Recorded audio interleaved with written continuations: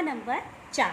नदिया जल कोयला भई समुंदर लागी आग, मच्छी बिरछा चढ़ी गई उठ कबीरा जाग। नदिया जल कोयला भई समुंदर लागी आग, मच्छी बिरछा चढ़ी गई उठ कबीरा जाग। प्रस्तुत दोहे में कवि कबीरदास ने बच्चों उलटवासियों का प्रयोग कर अपनी आत्मा को जगाने का प्रयास किया है, आत्मा को जागृत करने का प्रयास किया है।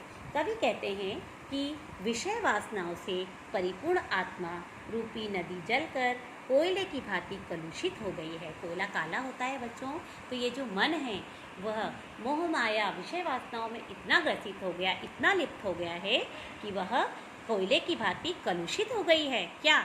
आत्मा। समुंदर लागी आग, और इसी प्रकार मोह माया वासनाओं से युक्त शरीर रूपी समुद्र आग से जल गया है। जो शरीर है वह भी मोह में, माया में, विषय वासनाओं में इतना ग्रसित हो गया है, इतना रम गया है कि उसमें कवि कहते हैं कि इस शरीर रूपी समुद्र में आग लग चुकी है। ऐसा लगता है कि समुद्र रूपी, इस शरीर रूपी समुद्र में आग जल गया है, आग में जल जाएगा। नदी मच्छी बिरछा चढ़ी गई। नदी और समुद्र की ऐसी स्थिति को देखकर मछली रूपी आत्मा वृक्ष पर चढ़ गई है। यहाँ विरोधाभास है बच्चों कि जो मछली है वह कभी वृक्ष पर नहीं चढ़ती।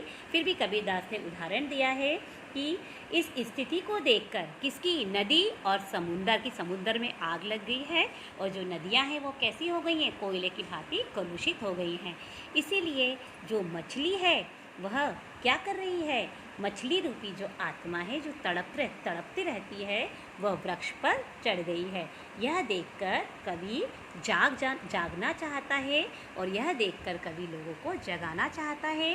अतः इस दोहे में कवि ने लोगों को जगाने का प्रयास किया है, लोगों को की आत्मा को जगाने का कि कहा है कि अब मोह माया विषय वासनाओं में लिप्त मत रहो, अब अपने मन को, अपनी आत्मा को शुद्ध करो। और बच्चों एक चीज़ है बहुत सत्य कि हमारे महर्षि स्कूल में ध्यान से ही हम अपनी आत्मा को शुद्ध और पवित्र करते हैं। इसलिए बच्चों आत्मा के शुद्धिकरण के लिए हम हमेशा भावातीत ध्यान का अभ्यास भी करते हैं, जो कि हमारे कबीरदास जी ने भी यही संदेश इस दोहे के माध्यम से दिया है। आशा है बच्चों आपको पहले में जीवन की नश्वरता, दूसरे में धन का संग्रह न करने पर धन को दान करने की बात कही है, तीसरे में मीठी और अच्छे शब्दों का प्रयोग करने का संदेश दिया है, प्रेरणा दिया है, और दूसरे में मोह माया और विषय वासनाओं में लिप्त न रहने के लिए आत्मा को शुद्धिकरण करने का प्रयास किया है। आशा है बच्चों आपको यह चारों दोहे बहुत अच्छे से समझ में आए होंगे। इसके हम शब्दार्थ देखेंगे। बाढ़े बढ़ना, बिरछा वृक्ष, सयानो स्वतुर और दाम धन।